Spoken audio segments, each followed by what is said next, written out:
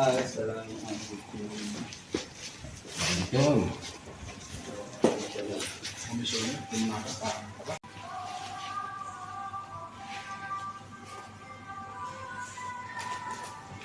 Tanggal 15. 17 hari ini. Ya.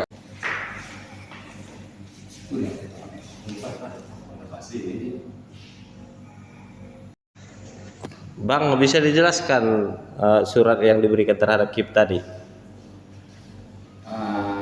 Berupa tanggapan dari masyarakat terkait salah satu persyaratan dalam pencalonan wali kota dan wakil wali kota Sumsel tahun 2024 dan 2029, karena ada dugaan tidak sesuai dengan Kanun Aceh nomor 12 tahun 2016 terkait orang Aceh dan yang mempunyai keturunan di Aceh serta tidak lahir di Aceh. Harapan abang dalam hal ini apa, Bang?